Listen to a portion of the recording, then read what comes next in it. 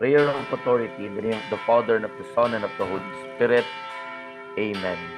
Lord Jesus Christ, in your most holy and powerful name, I bind and silence all powers and forces that do not accept you as Lord and King, in the air, in the water, in the ground, the netherworld, and the spiritual world. In your name, I bind all demonic action in my life and in my family. Lord, seal our homes and all of us here, and all of our intentions in the precious blood of Jesus Christ. Blessed Mother Mary, we ask you to surround us with the mantle of protection and crush Satan's power in our lives. Saint Joseph, protect us. Saint Michael the Archangel, we ask you and all our guardian angels to defend us in battle against Satan and the powers of darkness that seek to ruin our life and our souls. Amen. In the name of the Father, and of the Son, and of the Holy Spirit. Amen.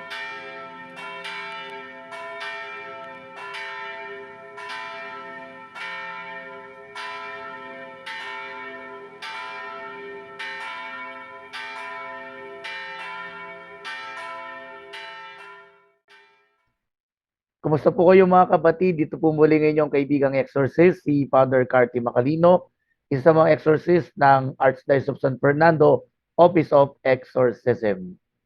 Malapit na naman po ang All Saints Day, All Souls Day, at tuwing end of the month of October po, madalas lumalabas sa mga programa sa telebisyon ang mga gabi ng lagim, katatakutan, mga multo, at mga aswang.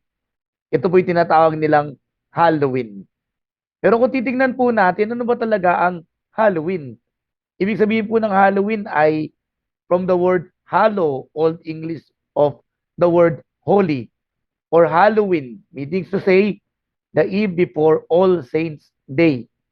Ang gabi bago ang kapistahan ng lahat ng mga banal. Kaya lang po sa komersyalismo, binaliktad nila para bang Halloween ang pagtatagumpay ng kasamaan, ng masamang espiritu, ng diablo, at ng mga multo at mga aswang. Pero sa ating pananampalatayang Katoliko, baliktad. Tayo sa atin nag-originate ang Halloween. Itong pagtatagumpay ng Diyos, pagtatagumpay ng mga lahat ng mga banal sa kanilang pakikipagdigma sa diablo at mga masamang espiritu. Kaya naman sila ay matagumpay na pumasok sa kaharian ng langit. Yan po ang tunay na Halloween. Kaya naman po kung tayo mga Katoliko, dapat hindi natin ginagaya yung mga zombies, yung mga swang na nagkukosyum tayo ng ganun.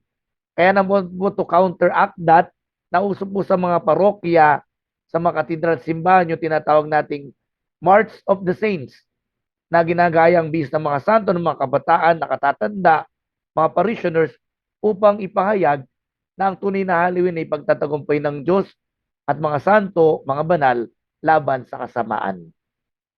Kung titingnan po natin sa ating pong kultura bilang mga Pilipino, yung tinatawag na folk religiosity, naniniwala po tayo sa mga ganon. Meron po tayong tinutukoy ng mga tikbalang, duwende, kapre, manananggal. Yan po ay kung titingnan natin, ibabrad natin, ito po yung mga elemental evil spirits. Hindi lang po parte ito ng ating mga kwento-kwentong bayan, kwento ni Lola Basyang, ang mga multong ito, kundi ito yung pinangalan ng ating mga ninuno, pero kung i-categorize po natin sila sa ating katolikong pananampalataya, ito'y mga evil spirits.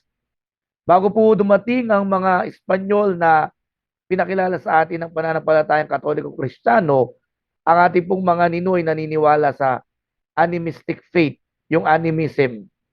Ang part po dito yung mediumship, yung they contacting the dead so that they will have communication, they will be able to talk to them. Pero hindi po nila alam na ang kanilang kinukontak ay hindi naman actually the soul of the dead, kundi they are evil spirits. Ano bang gagawin natin pag nakikita natin ang mga bagay na yan? Unang-una, kailangan nating magdasal. Let us be reminded that God is more powerful than evil spirits. Mas makapangyarihan ng Diyos kaysa sa masamang espiritu. Kaya pag nakita natin mga ganyan, ang unang-unang gagawin natin, huwag tumakbo, huwag matakot. Siyempre, immediately yun yung gagawin mo.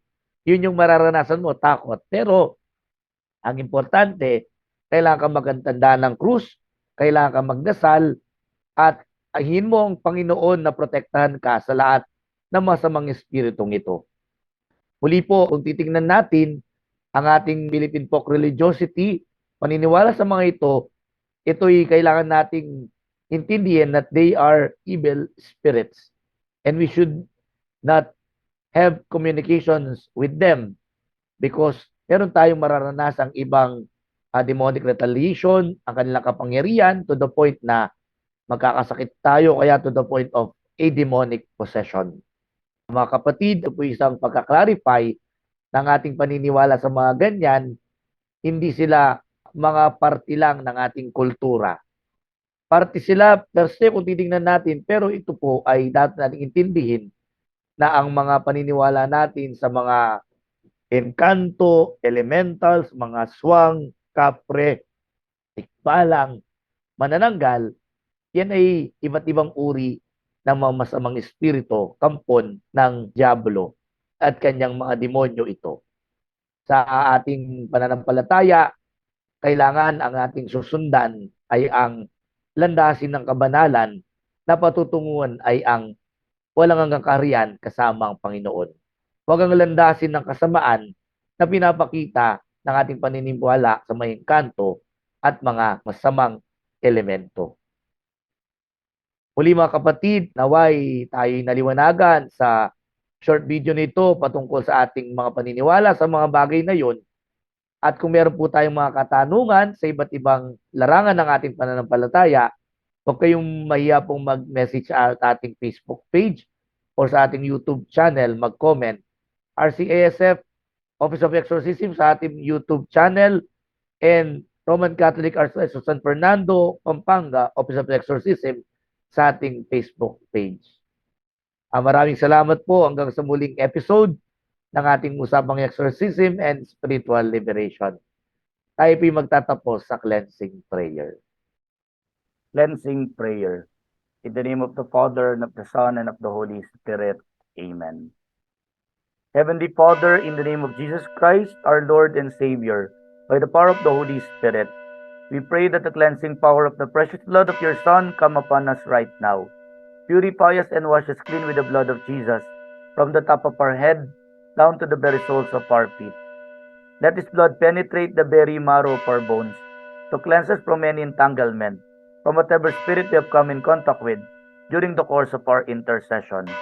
Anoint us with the gifts of the Holy Spirit, and repress our body, soul, and spirit, and may the sign of your Holy Cross drive away all evil spirits from us.